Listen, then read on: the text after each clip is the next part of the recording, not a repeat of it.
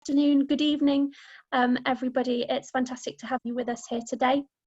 This is a webinar that's part of INEE's COVID-19 series, where we're hoping to bring together Education Emergencies colleagues and the education community to share practical support and tools and resources in these very complex and challenging times. And just a reminder that if you go onto the INEE website, you'll be able to find our COVID-19 resource collection, blog series, webinar recordings, and other tools and resources to support your work.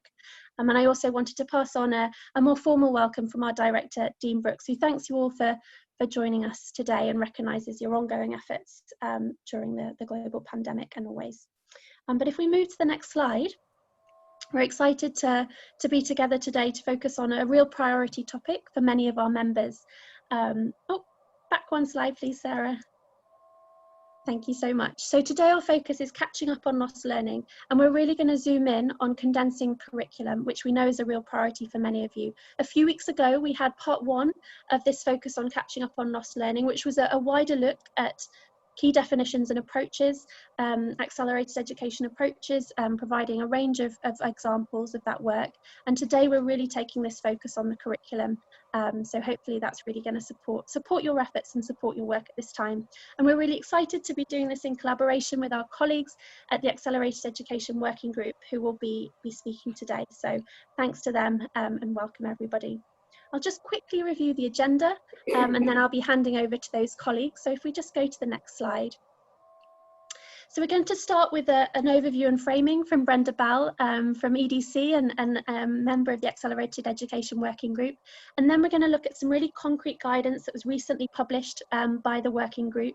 And Shari Bernstein, AU consultant, will be walking us through that guidance, and we'll be sharing that resource with you. We're then going to shift to a panel interview with Kayla Beauvert, another AE working group consultant, who will be leading an interview with colleagues from the Ministry of Education in Liberia. We're joined by Felicia Saki da Suma, and from the Department of Education in the Philippines, Joyce Sandaya. So thank you so much for being with us today, colleagues. And they're going to share some really practical reflections from their own work on this. So we're very grateful for their participation. And then we'll have a question and answer session with all of you, so please do share your Q&A with us throughout the session, and we'll come to that towards the end. But that's it from me. I really want to make time for our important speakers here today, and I'm going to start by handing over to Brenda. Thanks so much, Brenda. Over to you.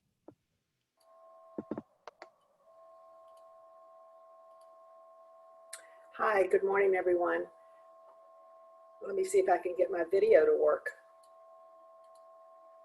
Hi. On behalf of the Accelerated Education Working Group, I'd like to say how happy we are to be collaborating with INEE on these two webinars on the return to learning.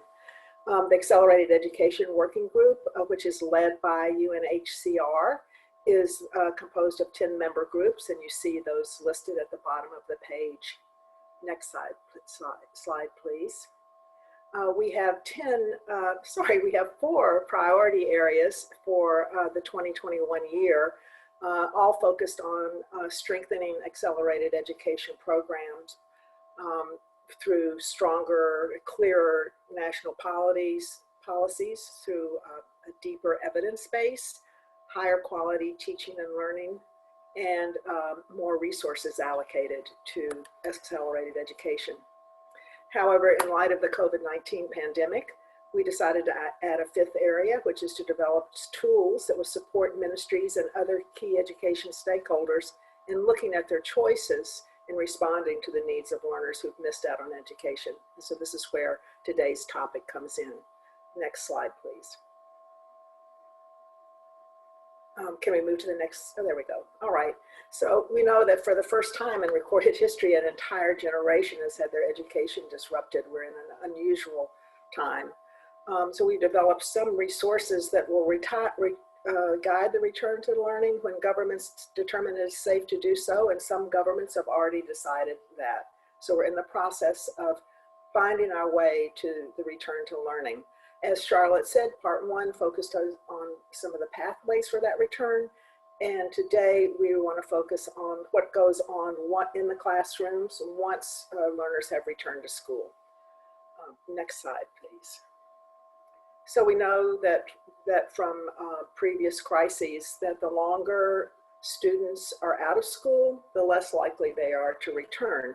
So it's estimated that over around 9.7 million children may never return to school. So we want to do everything we can to ensure that learners can return. And once they return, that they're engaged and don't fall further behind because the curriculum is not meeting their needs. So today we're focused on condensing or streamlining existing curriculum so that learners have a fair chance to catch up and can stay engaged in school.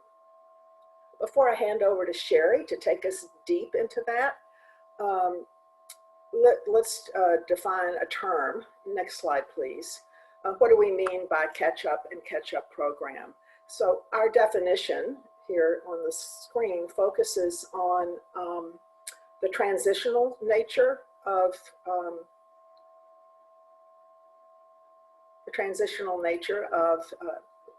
catch up, and it's designed to provide students with the opportunity to learn content, skills, and knowledge that they may have missed because of the disruption, and it supports their return to the formal system. So catch-up programs can be implemented by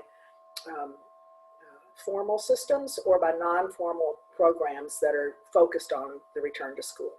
So hope that's helpful to you. And now I'd like to turn it over to Sherry, who will take us through the new guidance document on condensing a curriculum.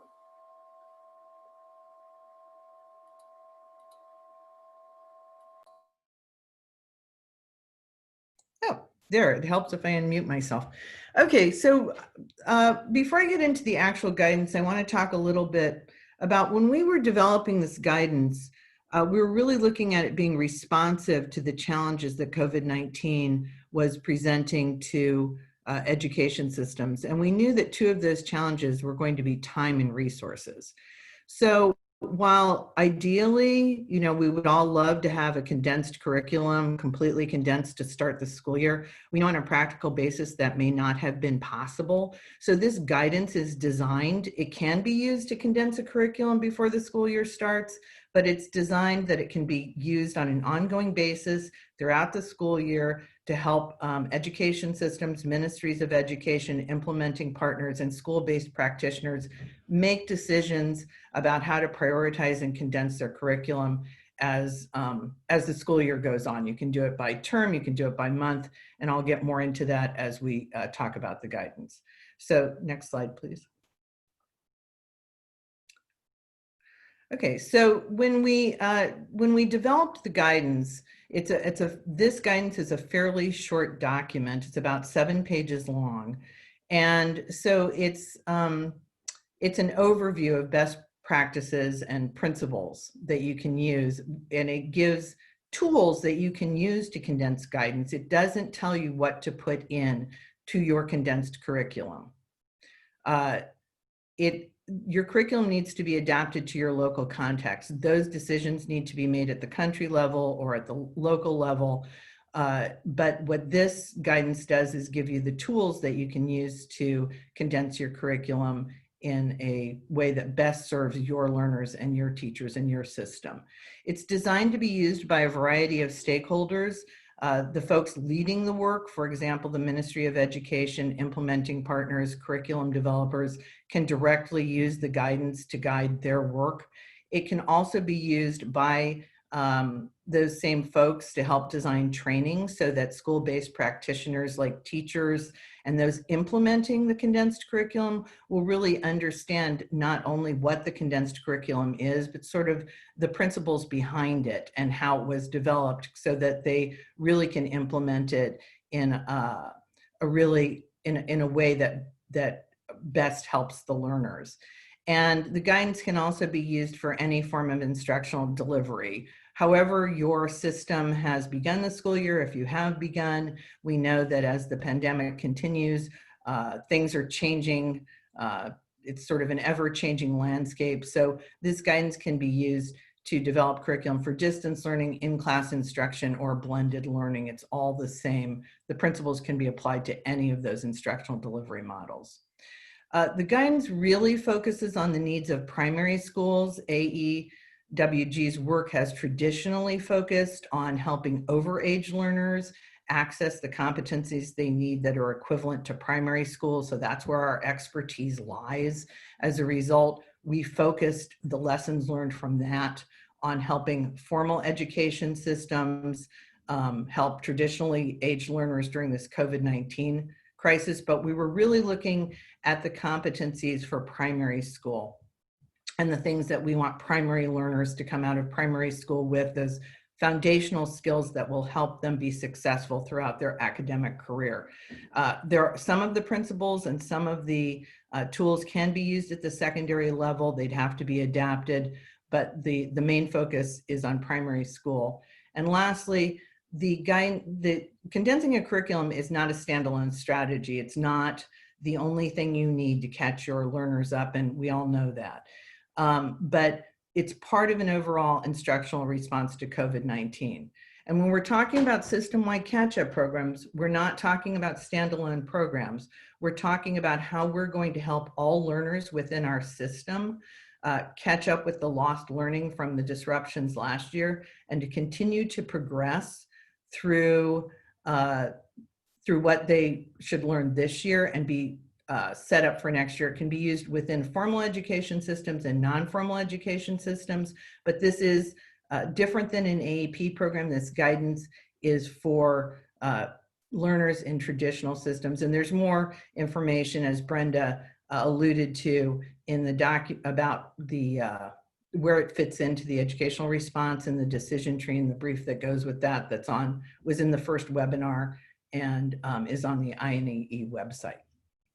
Next slide, please.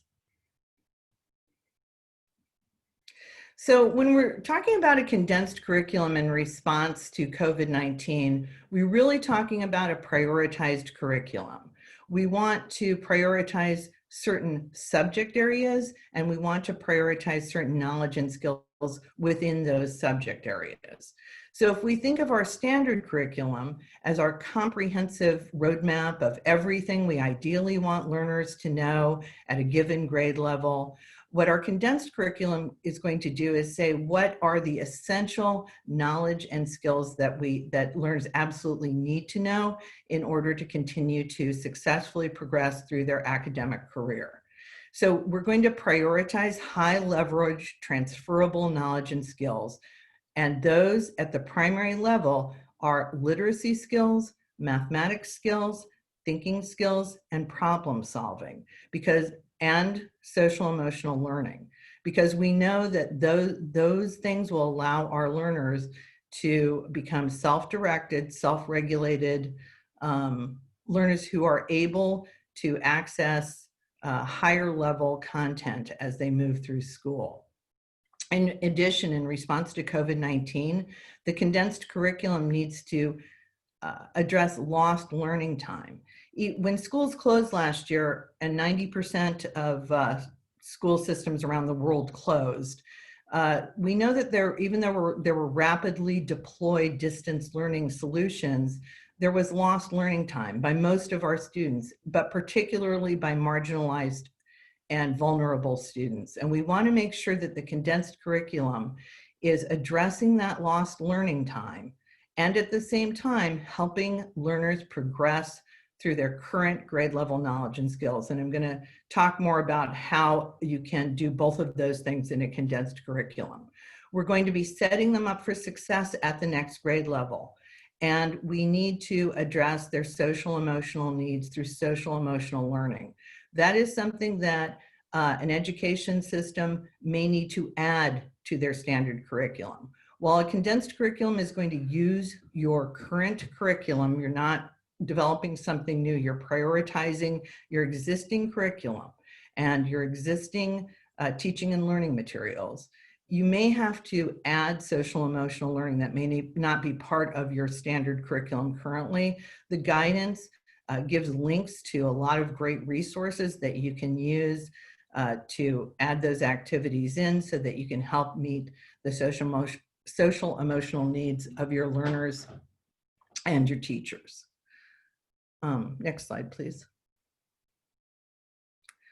So when you're condensing the curriculum, we're going to start with outcomes. When you're prioritizing your curriculum, we're going to first look at outcomes, not learning activities. And so the condensed curriculum is based on priority outcomes. And priority outcomes are comprehensive and complex. When we're condensing a curriculum, we want to make sure that we're addressing more than very basic foundational skills, because learners need to be able to think and problem solve in order to be successful in secondary and tertiary education. So the priority outcomes are going to be based on essential knowledge and skills that can be used across multiple subject areas, as I said before, with literacy skills. But that means not just being able to read words, but also be able to comprehend and analyze a variety of text. With mathematics, we want them to be able to not only do basic arithmetic, but they have to be able to problem solve and apply those skills to more complex problems. And this is how they were going to be successful at the current grade level and successful at the next grade level. So there's two ways to establish priority outcomes.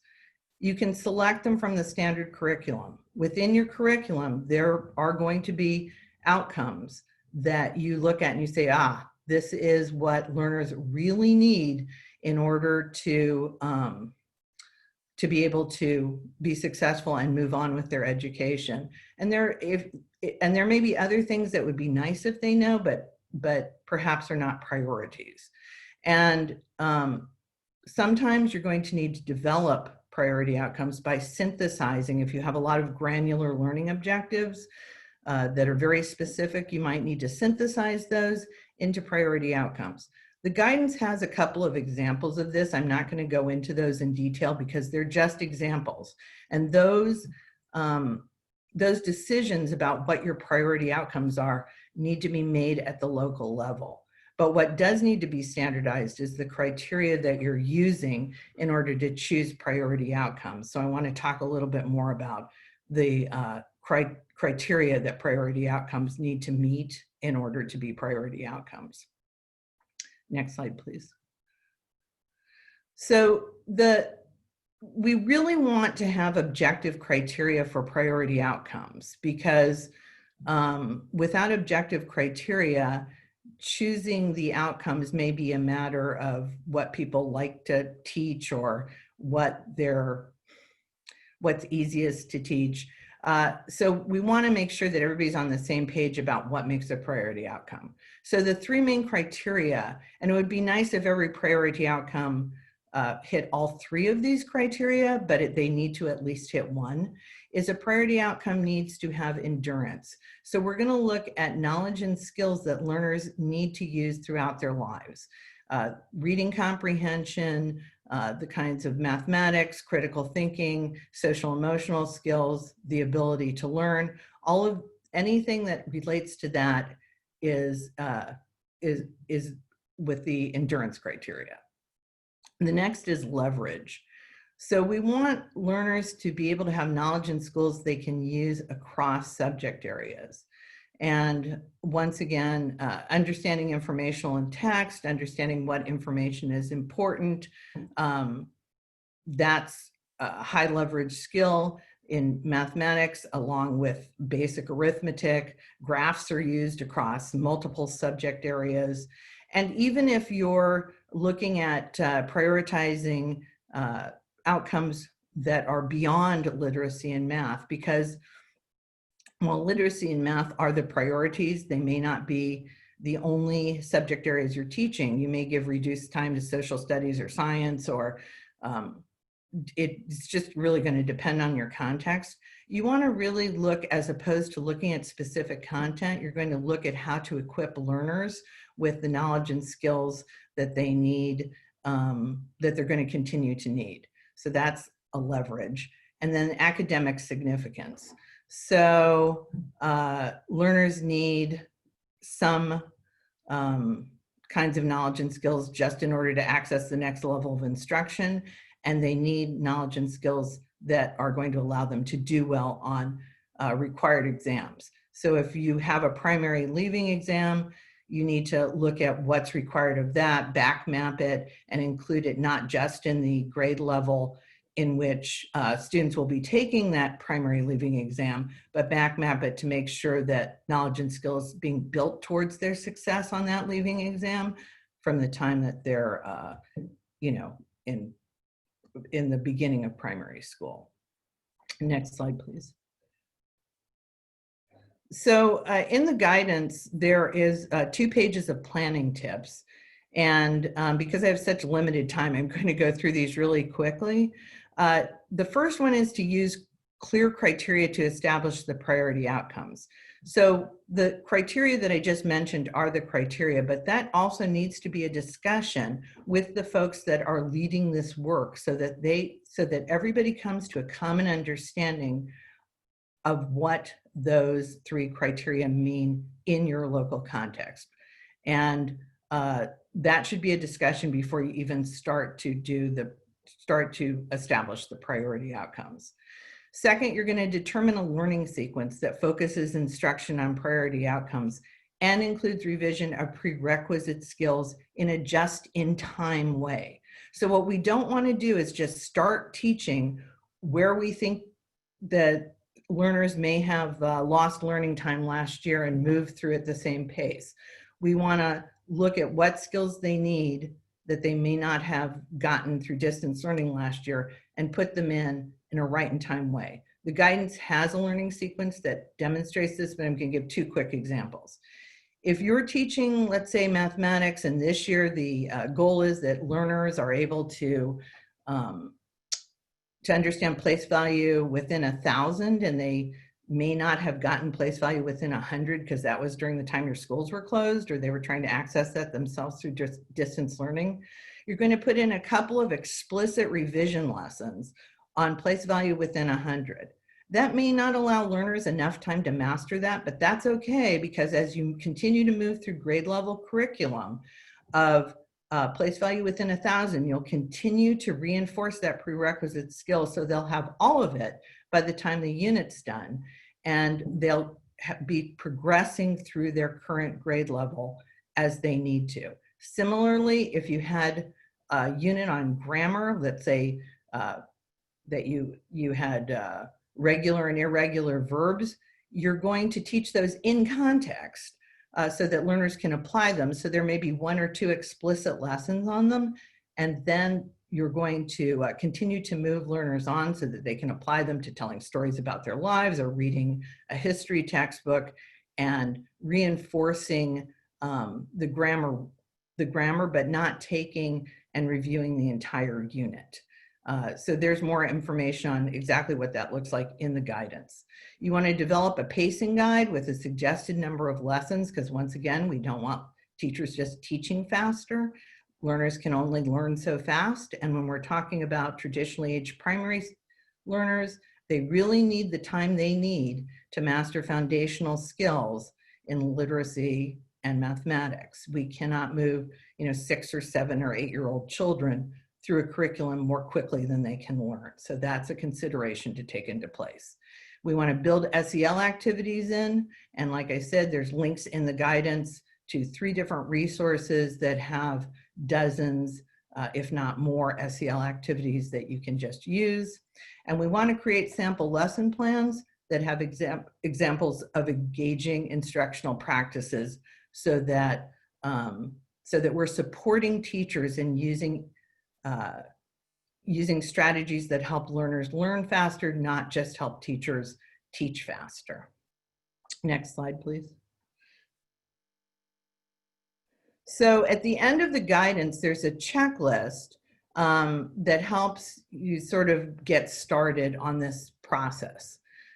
Before you're condensing a curriculum, even though you're using your existing curriculum, we're not creating a new curriculum, and you're going to use existing teaching and learning materials, you have to ensure some sort of financial support so that you have the time to do this and you're able to disseminate this information to the field. You're able to communicate this new curriculum to your teachers. So you need to ensure some sort of financial support. You need to identify who's going to lead the work and make sure to gather your current resources so that we're condensing the current curriculum as opposed to developing a brand new curriculum. And then identify teams to condense each grade level. Ideally, this is not work done by one person. Ideally, you would have subject matter experts helping you at least with identifying priority outcomes for each grade level, and perhaps a school-based practitioner. But at the very least, we need the ability for the folks doing the work to discuss some of these decisions in teams. And last slide, please. And then once you sort of have that infrastructure in place, you can use the guidance to develop and provide training to the people who are going to be condensing the curriculum and doing the work. We need to give teams time to establish priority outcomes and develop SEL activities.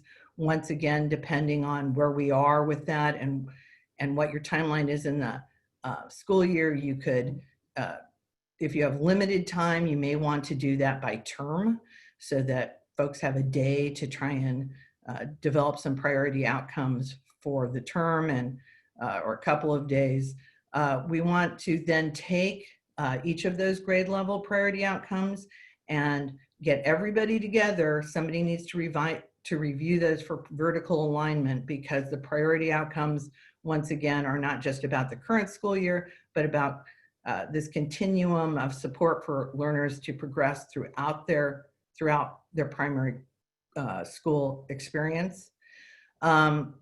Use the planning tips for sequencing and pacing, and develop a communication guide, because we need to communicate to teachers not only what the new curriculum is, but sort of this idea of endurance, leverage, and academic significance, so they're making instructional decisions based on those. We also need to communicate with our community and our parents so that they understand that this curriculum is a way for their learners, for their children to continue to progress through their education, and that it is not compromising their children's education. It's giving them everything they need to make up for the lost learning time and continue on successfully through school. And now I'm going to turn it over to Kayla.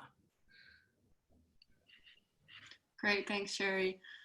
So, excellent. Now that we've explored the AEWG guidance on condensing a curriculum during COVID-19, we're going to turn to two panelists from Liberia and the Philippines.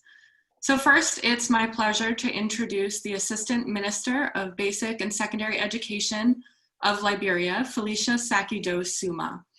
In Liberia, for some context, schools were closed on March 17th with one case of COVID-19 confirmed in the country.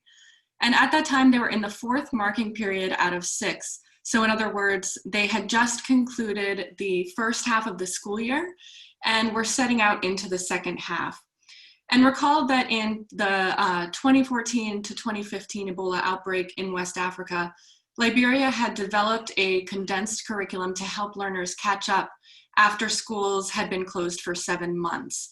And they are currently, in the COVID-19 pandemic, drawing on those resources and lessons learned during Ebola to adapt to the COVID-19 situation.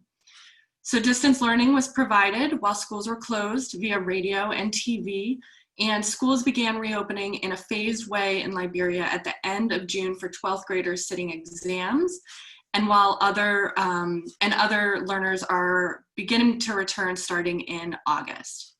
Next slide, please. I also have the honor of introducing Director, Bureau of Curriculum Development in the Philippines, Joyce Andaya. And again, for context, in the Philippines, schools were closed on March 10th with 52 recorded cases of COVID-19. And prior to COVID, the Department of Education was engaged in a K-12 curriculum revision. They had just finished the review, so they took the revised competencies and further streamlined them, identifying the most essential learning competencies for the 8 primary education subjects. And the current plan is that all teaching and learning will be virtual through the end of 2020, and in-person classes are expected to start in January 2021. And they are currently preparing teachers to implement the new curriculum and supporting parents to help children learn at home. We have 2 planned questions for each of our panelists, and then we will open it up to a panel discussion. So remember, while we are going through the panel interviews, please continue to drop your questions to both the minister and the director, as well as Sherry and Brenda, into the Q&A box. So Minister and Director, I see that you're both on cameras. Just remember, when it's your turn to speak, ensure that you are unmuted. So next slide, please. I will first turn to Assistant Minister Dosuma. Could you please tell us what steps were taken in Liberia in order to condense the curriculum during COVID-19? Thank you very much. Again, my name is Felicia Dosuma, and I've been with the Ministry of Education for a while. Like you rightly said, when we heard about COVID, right away, the Ministry of Education, the government of Liberia, in fact, closed down all schools. And learning from Ebola, where our students were home, and we started a radio program right away. Fortunately, I was at the Ministry of Education at the time, like I'm still here now. So we pulled a group of people together and started to think, what can we do? We didn't know how long the children would have been kept at home. Neither did we know what COVID had to bring for us. So what we did was to bring together some of our partners, people from in the ministry, like for example, the Center for Curriculum and Textbook Research. And quickly we came together and were able to brainstorm and decide what we're going to do. Of course, our first target was to continue teaching by radio. And that was to be able to keep the children academically engaged through radio. So for grades 1 and 2, we thought to use the accelerator learning program or curriculum. And in that curriculum, of course, we know that it condenses learning for primary levels into 3 levels. So we had level 1, level 2, and level 3. And of course, focusing on math and language arts. So then we looked into our own curriculum, and the last presenter has really given us an eye-opener because I think we're going to take our work even further. The next level was to look at the curriculum, find out where we were. We were in Liberia, we do marking periods. We have 6 marking periods, and then we have the final exams. So our students were just about to begin the 4th marking period. So they had 2 marking periods left to complete the academic year. So what did we do? We went into the curriculum and tried to look for those key competencies, those key skills that they would need at each level to be able to perform well at the next level. And it was based on that we were able to develop lessons using a standardized template that we developed. And we're able to develop lessons for grades 1 up to grades 12. We also we prepared lessons even for teachers. We had a lesson on teaching tips, providing skills in methodology, teaching methodology for our teachers while they were at home. For early childhood, we also did lessons for parents. We provided tips, home-studied tips for parents to be able to help their children at home. Because you know, a lot of parents, many of our parents are illiterate, and even the ones that are literate, they don't have the skills in teaching their young ones. So we thought we should provide the skills for the parents so that they will be able to help their children. So then we had our teachers come into the studio. They came because it was COVID, so we had to put them in small groups to come and do their dry run. So you had to do the dry run. We ensured that your lessons followed everything that was planned. And then when it was approved, the presenter went into studio to record. And then the lessons were aired on all of the radio stations in our capital city and all of the radio stations, the community radio stations. Of course, we circulated the schedule. We kept announcing the schedule so that our learners will be able to follow through with the schedule.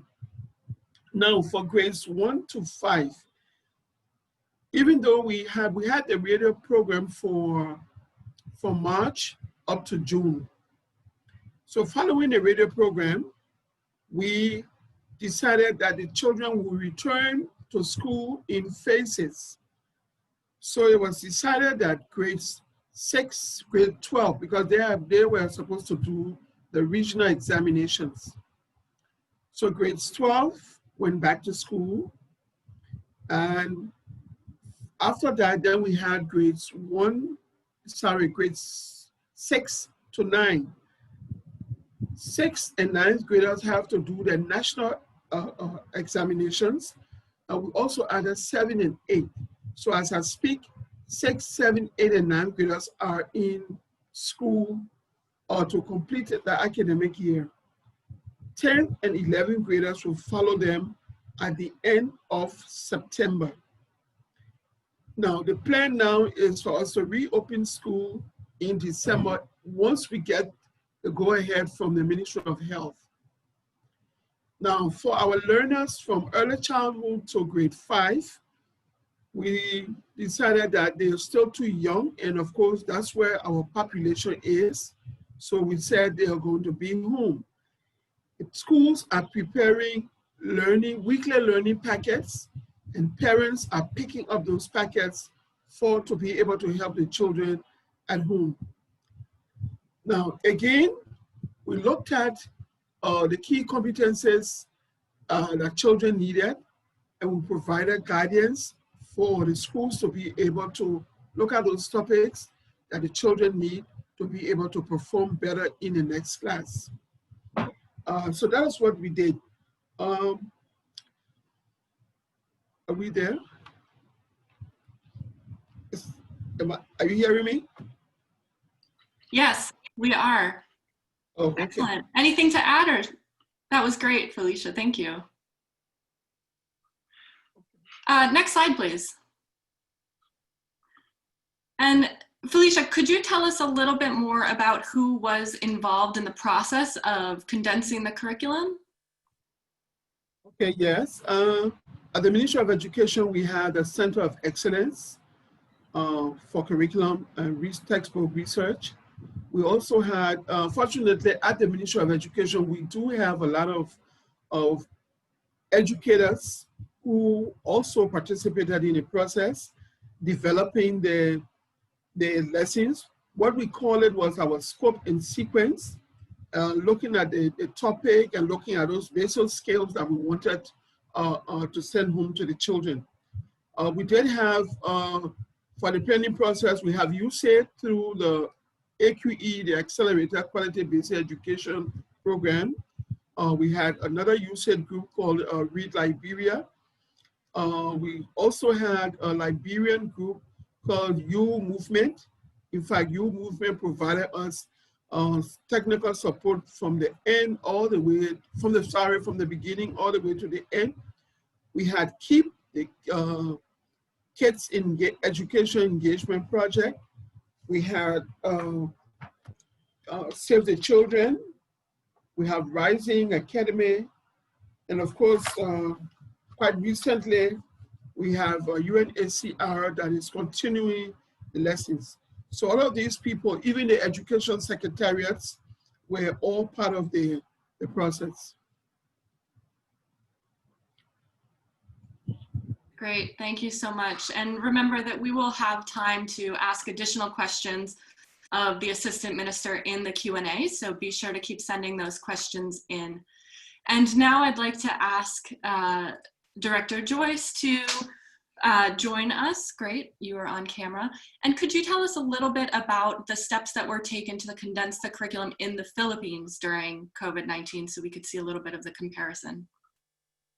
Yeah. Thank you, Kayla. Good evening, good afternoon, and good morning to all of you. Thank you, Interagency Network for Education in Emergencies, Save the Children, and Accelerated Education Working Group for inviting the Philippines Department of Education to share what we have done and are continuing to do for our learners. Kyla, I'd like to affirm what you said, that the Philippines embarked on a revolutionary step by introducing the K-12 program in 2012. Since then, we have been implementing the said program, and because 8 years had passed since its implementation, it's ripe for review, which we did in the early part of 2018. And in that review of the curriculum, we called out the essential learning competencies. We were guided by the following criteria. Number one, the competencies must be aligned with frameworks, meaning these must adhere to the United Nations Sustainable Development Goals, the ASEAN Blueprint, the Philippine Development Plan, the Department of Education's mission, vision, and core values, and of course, adhere to sound education principles. These competencies must also connect to higher concepts across content areas, meaning spiral progression is very much apparent in all the learning areas or the subjects. Third, what's learned in the classroom is useful and meaningful and used in real life, therefore relevant to the lives of our learners. If the students left school, it's important to have this competency over others and would not be able to learn this outside of the school, meaning still under the auspices of the school. We already had the results of these essential learning competencies, but when COVID struck, we had to further condense the curriculum given the limit situations we were facing, such as all learners will be in the distance learning mode, the resources available to both teachers and learners, and the number of meetings that can reasonably be conducted under such stringent circumstances. That's why we have called from the essential learning competencies, the most essential learning competencies, or what we call the MELCs. We were lucky, and if you can call that, when COVID struck, we were in the tail end of classes for the school year, which ended in the first week of April this year. What we prepared for and are still preparing is the opening of classes on October 5. In the formulation of the most essential learning competencies, we went back to the drawing board and decided that in times like this pandemic, we need to continue to focus our eyes on the goal of K-12, that is developing holistic Filipinos with 21st century skills. Basically, what Shari discussed a while ago was what we also followed, but the main difference is that because of our situation in the Philippines, we chose the endurance criterion in the set of criteria for prioritizing curriculum standards. Why endurance? Because this standard provides students with knowledge and skills that are useful beyond a single test or unit of study, and those they need in order to move on to the next grade level. There should also be subject wholeness, meaning the knowledge, skills, and attitudes are addressed. Measurability, meaning there's clarity and comprehensiveness, and develops the cognitive, socio-emotional, and behavioral aspects of our learners. And finally, that these competencies comply to content and performance standards. Should be noted also that DepEd, or the Department of Education, was helped by the Assessment, Curriculum, and Technology Research Center, whose offices are in the University of Melbourne and the University of the Philippines. So from a total of 14,171 competencies under the K-12 program, in the most essential learning competencies, or MELCs, these were condensed and trimmed down to around 5,700 or 681 competencies, or a 60% reduction of the total number of competencies. So these are the steps that we took to condense the curriculum. Thank you very much, Director. Next slide, please. And to follow up on that, I'd really like to hear a little bit more about how these changes, so how the new MELCs and the condensed curriculum as a whole is being rolled out in the Philippines. Yes, first of all, when the pandemic started, our good Secretary Leonor Magtolis Briones, was firm and has not wavered in her belief that education must continue and children cannot wait. So early on, the Basic Education Learning Continuity Plan was developed. This is the Department of Education's policy response to enable learners of basic education to continue learning and for teachers to be able to deliver instruction in a safe work and learning environment amid the threat of COVID-19. But the takeoff point really of the learning continuity plan is the curriculum. Hence, it made sense that the very first task in finalizing, the very first task is finalizing the most essential learning competencies. Once released, we look at how we will be able to deliver the curriculum, knowing that the pandemic is still upon us. We relied on the government's interagency task force on COVID-19 to tell us what may or may not be done in terms of conducting classes. As of today, our President Rodrigo Duterte, and our Education Secretary have decided that it's best for our learners to do distance learning. Eschewing, for instance, face-to-face for the moment. All teaching, as was already mentioned, will be, and learning will be virtual. In-person classes will not start until January 2021. That meant using modules, attending online learning for those who have strong connectivity, internet connectivity, using educational TV and radio-based instruction, and exploring the option of homeschooling. And that's why we trained and oriented our school supervisors and gave them trainings, not just on the most essential learning competencies, but also in delivering instructions. Since the Department of Education has close to 1 million teachers and personnel, we use the cascade model of training, meaning batches were oriented and trained, and these batches will in turn train other batches and so on until all the teachers are trained. Additionally, we have developed online materials or courses for teachers on the curriculum, distance learning pedagogy, and health and wellness for teachers and students. Shari earlier articulated that even as we address the needs of learners in regular programs, we also want to ensure that all learners in all walks of life, in all geographical areas, are able to access quality education. We have also revised the classroom assessment mechanism to focus more on formative assessment. But we also are administering summative assessment, but focusing only on measuring what students can do with what they know.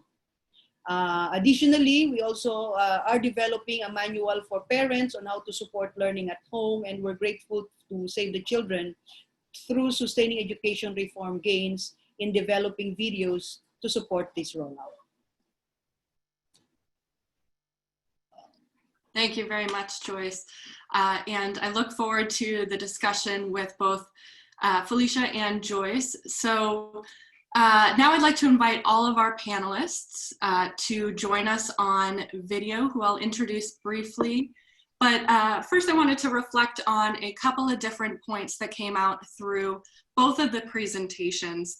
So first I noticed that both in Liberia and the Philippines, we have spoken quite a bit about the prioritization of the most important knowledge and skills, which is something that Sherry talked on as well, and what it is that learners need to know in order to succeed in the next grade, as well as in real life outside of school. We've also seen that these priority competencies can be delivered and lessons can be delivered in different modalities, whether it be in person or in distance learning, and that's something that's quite important that Sherry highlighted as well. And then both of our panelists spoke to the importance of training teachers to use this new condensed curriculum, which is also quite important and you know, a topic for a lot of discussion about how we can do that, especially at a distance if we're not able to gather in person to train teachers. And finally, it just sounds, reflecting on both of your presentations, that there was quite a lot of time, personnel, and financial resources that went in. And so just really highlighting, as Sherry did, the importance of planning well for this, considering the budget, considering the time needed. So as we move into our first set of questions, I want to ask this first question, or actually, let me briefly introduce who we have here. So we have joining us on video, Brenda Bell, again from EDC and the Accelerated Education Working Group, Sherry Bernstein, AEWG consultant.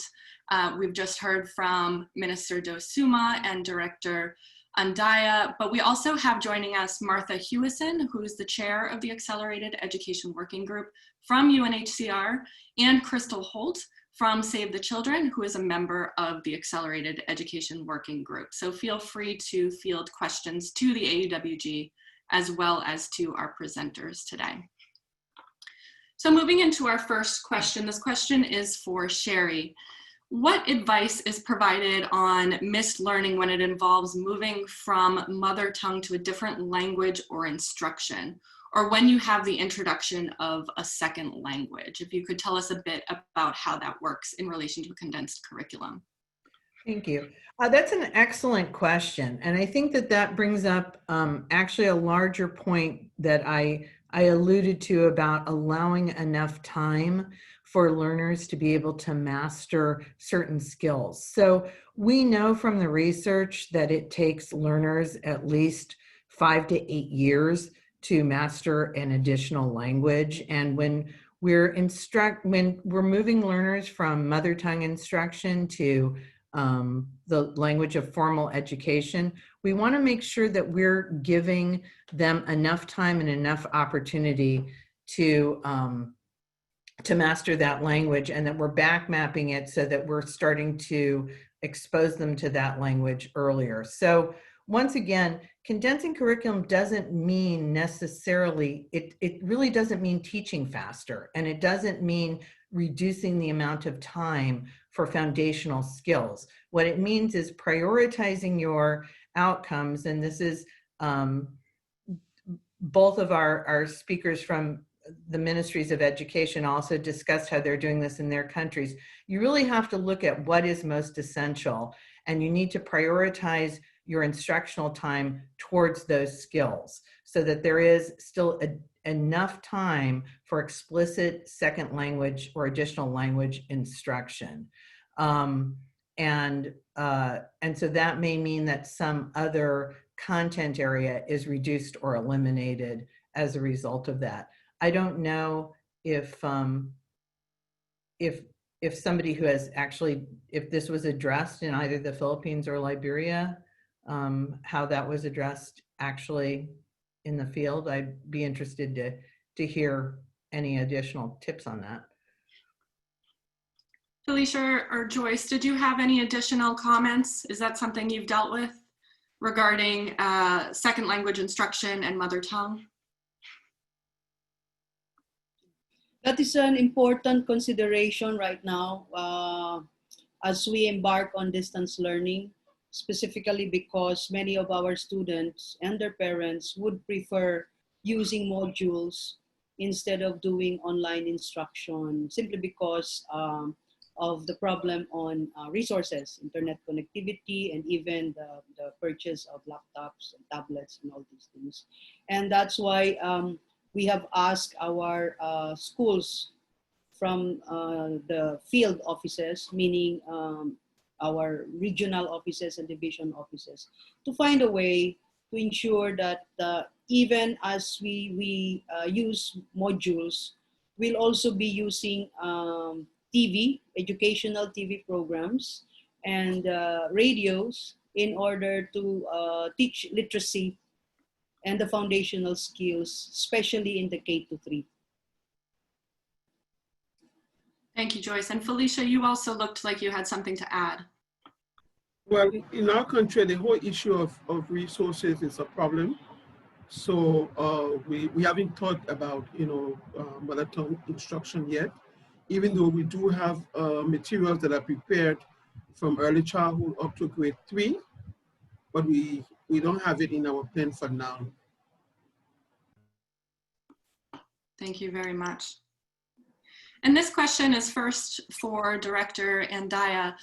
Are there efforts from the Department of Education in drafting the MELCs for Indigenous Peoples Education, Madaris Education? And how can we ensure inclusivity and access to education for children in low resource communities without internet connectivity and other types of technological access? That's sort of a double-barreled question for you there. Yeah. Yes, we are releasing the MELCs also for our madrasa. How do we ensure that they also are being offered the same resources, the same quality of education. That means that all learners are counted in terms of the resources that will be given to them. So whatever resources that are available for instance, in cities, will also be available in those areas where in areas where these are hard to reach. What I'm trying to say is, if modules are given to students in the metropolis, then these are also given to learners in the hinterlands, for instance. Okay? To ensure equal opportunities for them. But those who have connectivity will also be given extra online resources as well. Thank you very much.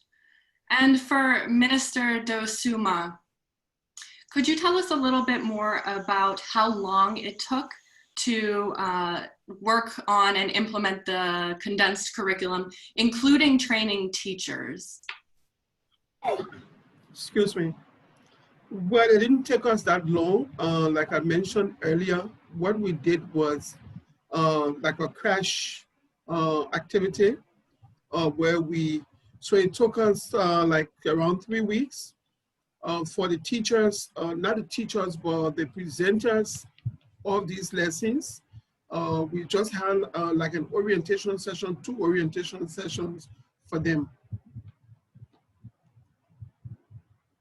Thank you. And that's quite an unusual case too, given that you already had condensed a curriculum from the Ebola situation. I'm wondering if that was similar for you, Director Andaya, and how long it took in the Philippines. Well, we started revising the curriculum in 2018. It took us around a year to do that, but only pertaining to or getting the essential learning competencies. But as I already mentioned in my presentation, we needed to trim down or condense further because of this pandemic. So it took us around, because we have initial work already, took us around 2 months to 3 months to do those, to condense or trim down. Thank you. And Sherry, do you have any thoughts for contexts where they have not already begun this work, how long this might take?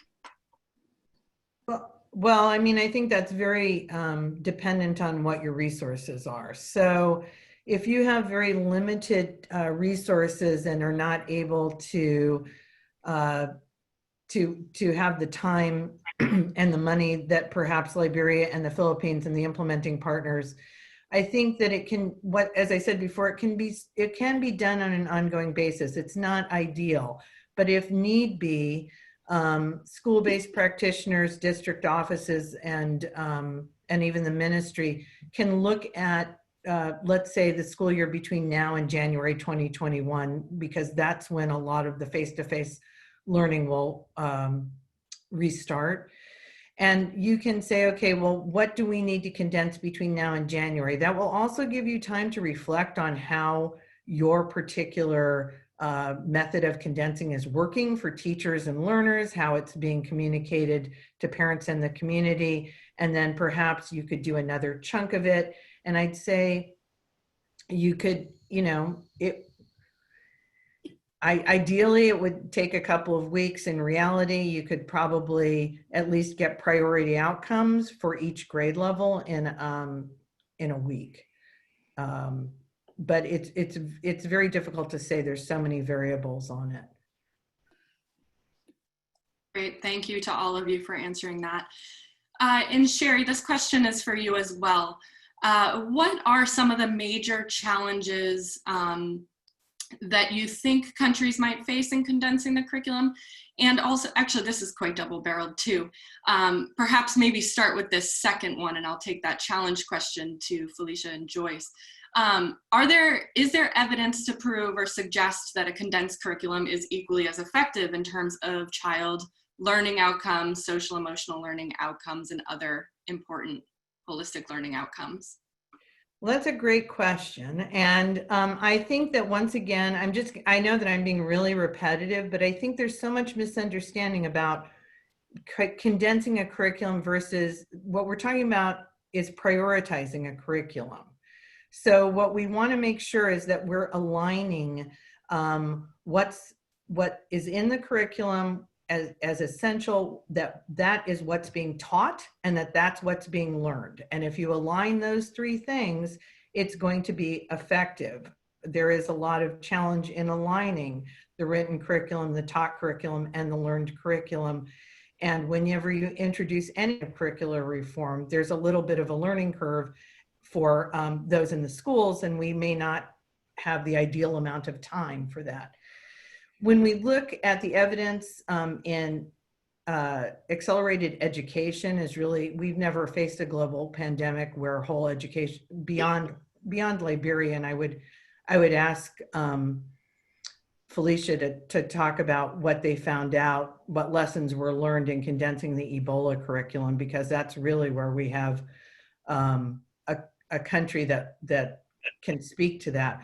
But in general, we can see that if we are really focused on giving learners literacy, mathematics, thinking and problem solving, once again, we don't want to dumb down the curriculum, for lack of a better word. We want to keep it rich. We want to keep learners with the kinds of critical and thinking and problem solving skills they need, and real life skills that we've seen that the accelerated education programs have been successful in reintegrating learners into formal education. That's the lessons we're using for suggestions for how to condense curriculum.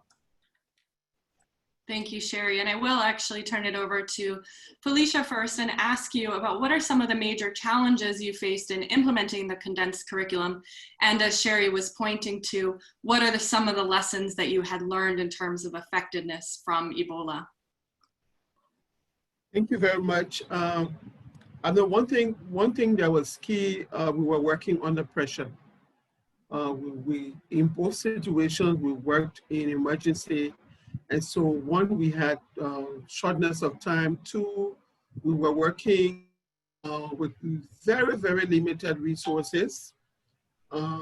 Most of what we were doing, people we got to work along with also do that were kind of volunteering, because at the time we did not even have the funding. Nobody expected Ebola. And of course, in our budget, we don't have that much provision for emergency. So that was a serious problem. So for Ebola, we did not go too far into the way we went into details with Corona. So for Ebola, we did some like just load outlines of different topics that we thought would be necessary for the children while they were at home. But during the COVID, we went a little further, even though it wasn't perfect to the way we wanted it to be, but at least we went a little further in terms of deciding those skills and competencies that would be good for the children to succeed at the next level. Now, so those were some of the challenges that we had. So in fact, we are about to begin lesson development, because coming out of COVID, the ministry is now working on procuring the setup of a radio station. So we'll have a recording studio and a radio station where lessons will be aired. And these lessons are meant to support instruction at the school level for all levels. So the lessons we've learned from the teaching by radio, the condensing of the curriculum that we use, we are going to be reviewing very soon, sometime next week, because we already have the funding for that. We're going to be reviewing so that the next set of lessons that we present will be even more useful for the learners. Thank you. And Joyce, did you have anything to add on that question around challenges? Yeah, actually, I agree with Sherry that even with a condensed curriculum, the expected learning outcomes can still be attained. But I'd like also to add that this will largely be dependent on many factors. Okay, and these factors have already been articulated by Felicia, like for instance, resources. Okay, and then teachers, because even as our learners adjust to the new normal, so are our teachers also adjusting to the new normal. And the need for capacity building, upskilling, reskilling is very much the call at this time. And then, of course, the health hazards still pose significant problems to us. But even if in the Philippines, for instance, and I don't think any country has, except for instance, for Liberia, because of the, the Ebola incident, no country has really faced this kind of situation, and we are still groping for a silver bullet. And I don't think there's a silver bullet to this at this time, but we're hoping that given the resources that we have, and given the resilience of the teachers and the support of the different organizations, this is, I think, the time when the African proverb, "It takes a village to raise the child," is really very much evident, because so many are coming in to help the Department of Education. Thank you. And related to that, you mentioned the various factors that contribute to the effectiveness of the MELCs and prioritize competencies. And following on that, we had a question that says, it seems that parenting doesn't figure much into this process of condensing a curriculum and streamlining a curriculum. And this was not directed solely to the Philippines, but rather the process in general. This participant wonders, shouldn't parenting be an integral part of the revised and condensed curriculum, especially in hybrid and distance learning, which we'll see as we return to learning? I'll turn to Joyce first on your thoughts. Yeah, in fact, we have, that's correct. The parents are very much involved right now. In fact, some parents are saying, we feel like we are the students also, because they're trying to help their kids adjust to online learning, to distance learning. And that's why at the moment we have training, also orientation for parents on how to help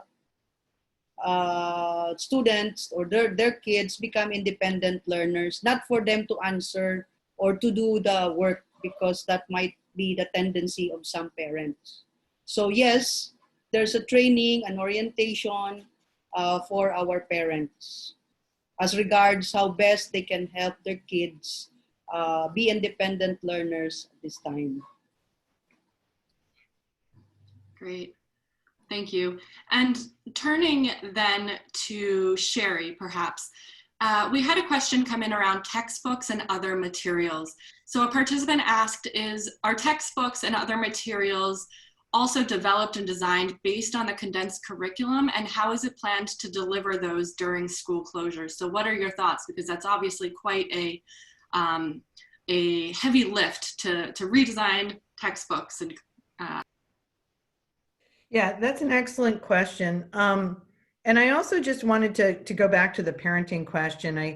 I think, what Joyce said is really important. Within the constraints of the guidance we just put out, we're only talking about helping folks write a curriculum. But once you've written it, you need to make provision for how it's implemented. And we weren't able in 7 pages to really go into that in detail, but it is an incredibly important part of curriculum that once you have a written curriculum, you have a plan for implementing it. The community, parents, and teachers are all involved in that plan, particularly during the time of COVID, and that you have a plan for assessing curriculum. And that's where I'm going to sort of segue, because what you may need to look at adapting is your assessments. but you don't need to adapt your textbooks and existing teaching and learning materials. What you're going to do is you're going to use your existing textbooks and teaching and learning materials. You're going to work from those. Those are some of the resources you're going to use after you do your priority outcomes. You're going to look and see what parts of existing teaching and learning resources support these learners' attainment of priority outcomes. We don't want to reinvent the wheel. We want to prioritize what we already have, and we want to make sure that we're implementing it with as much fidelity as possible. And that's where the parent and the teacher development and communication, and not just communicating the what, but the why and the how, really helps with the implementation piece. So it helps if parents and learners, as Joyce was saying, if your system is really focused on essential as the main criteria for picking outcomes, you want your community, your parents, and your teachers and your learners to all understand that that was your criteria, and that everything you're teaching is going to help the children not only, get through first grade or second grade or third grade, excuse me, but it's going to give them the skills they need to be productive members of your country and community throughout their lives. So once again, we're not rewriting teaching and learning materials. We're prioritizing what we already have and seeing how that can support student learning. Thank you, Sherry. And somewhat related to that in terms of what we already have in place, and I'll ask this question first to Felicia and then to Joyce. In your context, what are the implications on using this streamlined, prioritized, condensed curriculum on national exams and certification exams, other high stakes exams? And Felicia, ensure you unmute yourself. Well, one thing we know, the fact that what we have prepared came out of the national curriculum. And for us, fortunately, we had just completed the development of our competency-based curriculum before COVID started. So it was easier for us to just go right in there, excuse me, and use that. Now, what is happening is that what we developed was actually for the completion of the academic year. So now that the year has is complete now, we are moving into the regular program come December. Yes. Thank you. And Director, and unfortunately for us, we don't have the kind of platform for e-learning. So we only have a very small percentage of our students who are doing online learning. But the rest of our students will be doing in-person led learning. Thank you. Director Andaya, what about exams and implications for exams in the Philippines? Yeah. The alignment of curriculum, instruction, and assessment should always happen, even in the development stage of the curriculum. And that's why when we condensed the curriculum, we made sure that we're targeting the same skills that are put forth also in the high stakes exam or in the national examinations. So there is no mismatch between what's in the curriculum and what is being assessed. Thank you. So that alignment is quite important, as well as the points that Sherry has made around using what you already have. I want to turn back to Sherry and ask, what considerations can be put in place for learners with disabilities, learners with special needs when condensing a curriculum? Well, that's an excellent question. We want to make sure, and this was something I wasn't, there's one page, this is very brief guidance, but there is really one page in the guidance that talks about the alignment of basic curriculum design principles. They also apply to a condensed curriculum. And a curriculum that is inclusive and that would be inclusive of language minorities, inclusive of children with disabilities, inclusive of ethnic minorities, inclusive of girls and women. We want to make sure that all of that is built into the curriculum. So when we think of curriculum and we think of the fact that we want everybody to be able to access and attain these priority outcomes, the way in which learners with disabilities may do that is going to mean different instructional strategies or different levels of instructional support. So there's something called universal design for learning that looks at what barriers in the curriculum might be to learners with disabilities. And then you look at what accommodations you can make so that everybody can access the grade level curriculum. And that would be true of a condensed curriculum as well as a regular curriculum. Once again, we're not teaching faster.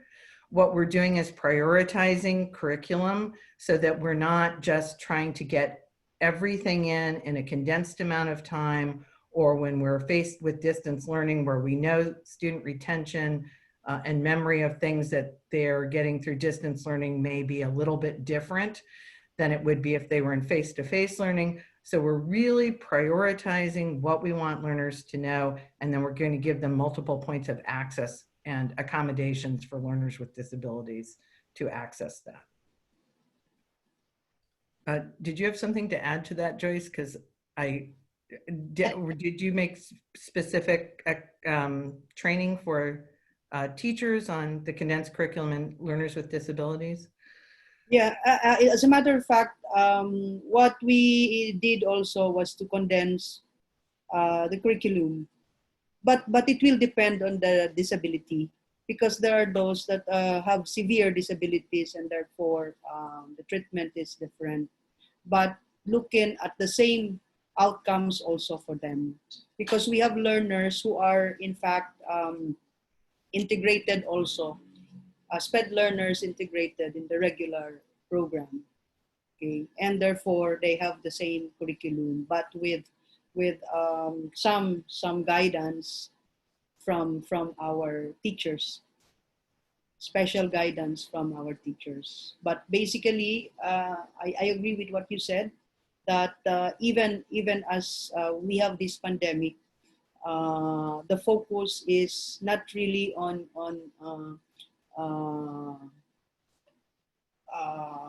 the focus is simply on making sure that the essentials are taught to our learners, even if they belong to SPED, for instance. Thank you.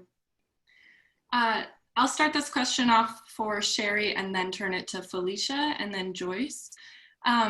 Thinking about the content that is taught in a condensed curriculum, what are some ways that you would suggest that social emotional learning, or SEL, be integrated into a condensed or prioritized curriculum? And relatedly, should certain entire subjects be canceled, such as foreign languages, when we're condensing a curriculum? So first to Sherry, and then I'd love to hear the experience in both Liberia and then the Philippines. So, so with social emotional learning, when we're looking at social emotional learning, there's two ways to look at it. One is that you have explicit social emotional learning lessons, and one is that you have an infrastructure in place that supports social emotional learning. And if you look at some of the, there's an organization that's acronym, I'm not sure if I'm going to pronounce it right, but it's CASEL, which is which has a lot of information on social emotional learning during the pandemic. UNESCO also has a lot of information on it. Both of those resources are linked in the guidance. We know that the first level of social emotional learning is making sure that we're in a learner-centered, child-safe, supportive environment. And that's as important for the learners as the teachers as it is for the learners. Teachers also need to feel safe and supported. So I'd look at those resources to see sort of what infrastructure you can put in place to make sure that learners are in a safe and supportive environment.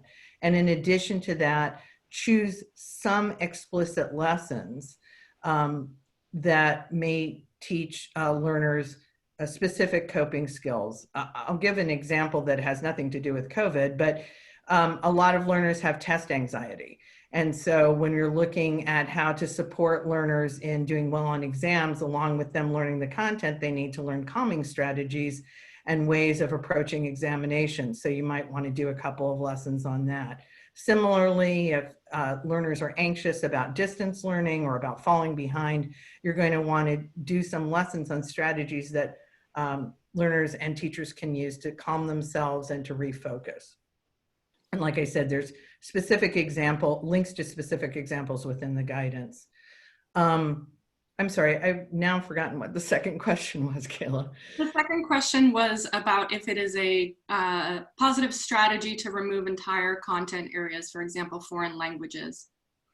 Well, I think that would depend on the context of why you're teaching a foreign language. But if the language of instruction in formal education is different than the language used in communities, then you certainly don't want to eliminate that, because we want to make sure that our condensed curriculum is not limiting access to education for any group of students.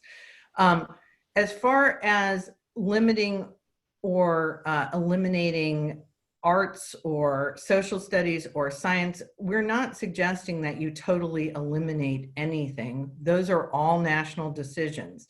But when you're looking at subject areas beyond literacy, math, and mathematics, you want to look at them not knowledge piece by knowledge piece, but really overarching knowledge and skills that can come out of those subject areas that are essential and help learners across multiple subject areas.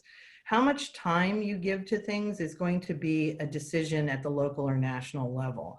But we want to make sure that we're not cutting down time for foundational literacy, and mathematics instruction, because learners can't learn any faster just because there's less learning time. So some of the decisions about what other subject areas or how to integrate those into literacy and mathematics need to be made at the national level. Thank you, Sherry. And Felicia, did you in Liberia, were you able to integrate social emotional learning into the condensed curriculum, and if so, how? And did you find that it was useful to eliminate certain subject areas, or did you just reduce and prioritize all subject areas? Yeah, thank you. Let me begin with the last question. Yes, we were able to eliminate some subjects. We focused basically on academic subject because this was an emergency. For social emotional, we considered social emotional issues in our teaching tips. Sorry. In our teaching tips, I think I mentioned to you earlier that we included teaching tips for teachers. So we did include lessons around helping children social and emotional needs, even as far as the teachers. And even in the lessons, what we did is particularly in our reading lessons, we tried to use stories or different lessons that will speak to the children's social and emotional needs. I know there was one lesson that was done I think it was in the 12th grade, where the director for the Center of Excellence did our lessons, and she did a lesson that involved the children as well, and they had to answer questions based on how they felt during COVID, and what was happening to them. So we encouraged them. In fact, when we developed the template, we made sure we included a portion of it where the needs of the children were spoken to. Thank you. And Director Joyce, in the Philippines, were you able to incorporate SEL? How? And did you decide to remove subjects entirely? Yeah, that was the initial debate then when we were making the MELCs, or the most essential learning competencies. But we decided against removing any learning area because we are of the belief that each learning area or subject contributes to the overall attainment of learning outcomes. So what we did was simply to condense. Okay, that's first. Second is about how we look into the socio-emotional aspect of our learners. We also have what we call the homeroom guidance program, okay, where it's a built-in subject in all grade levels. At the same time, in values education, there are lessons on how to, on socio-emotional support. But I'd like also to zero in on the support system as mentioned by Sherry, because it's very important. And that's why we have capacity building for our home learning facilitators. It's very important at this time, really, during the pandemic, that parents are on board, okay, to help us, because we are doing distance learning. And rightly so, the teacher is distant from the learner. And who is with the child or the learner? It's the parents or an adult, a responsible adult, guiding the learner. And that's why it's important also to capacitate them to guide the learner.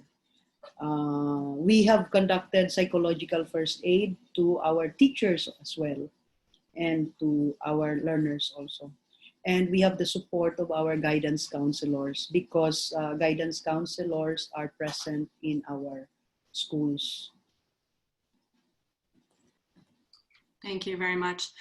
And as we're approaching the half hour, I really want to say thank you to all of our presenters. We got through most of our questions today, which is impressive. And I just wanted to note one thing that really stood out to me is really the fact that condensing a curriculum is one component of a whole system response to help learners catch up during and after school closures as a result of COVID-19 and other education disruptions, other emergencies. You know, it has impacts on exams, it has impacts on what materials are useful. It has impacts on parents and teacher training. So it's a whole system approach. We hope that this guidance can be very useful. And I also want to flag that the Accelerated Education Working Group continues to put out other guidance related to COVID-19 and catch-up programming. So we've developed a decision tree from the last webinar, which you'll recall helps you think about what types of programming might be useful. We have recently published an evidence review on evidence for accelerated education, which has some useful information for catch-up programming as well. And further, we'll be continuing to develop this guidance on catch-up via or using condensed curriculum as a method to catch up, and we're going to be building it out over the coming months. So it's even more in depth. I just wanted to mention those things. And I wanted to say thank you very much to both Felicia and Joyce, as well as to Sherry and Brenda, as well as to Martha and Crystal, who are here to back up the questions, and of course to INEE for hosting the webinar. So I'll turn it back over to Charlotte. Thank you so much, Kayla. And just to echo that, thanks to all our panelists. I think we all really appreciated being able to go in detail on this it's complex but such an important issue together today. So can't thank you enough. And thank you as well to all of the attendees. We really appreciate you joining us today. We'll be sharing the resources that have been mentioned along with the recording and presentations with you all, and they'll be uploaded to the INEE website. So please do look out for those. And just a huge thanks again to everyone. Just to also mention that our webinar next week will focus on inclusion. And I know we had a few questions around that today. We're definitely hearing across the membership concerns about growing inequities and risks facing marginalised students. And so this will build on previous webinars we've done on inclusive education, really looking at how EIE practitioners can bolster equitable learning opportunities in humanitarian settings during the global pandemic. So we'll be hearing from the UNESCO Global Education Monitoring Report, from DFID's Girls Education Challenge and the World Bank's Inclusive Education Initiative. So do look out for that webinar next week. But just a final thank you on behalf of INEE to our colleagues on the webinar today, and please do reach out to us if you have any questions around this webinar specifically or COVID-19 support more generally. But thank you everyone, very best wishes.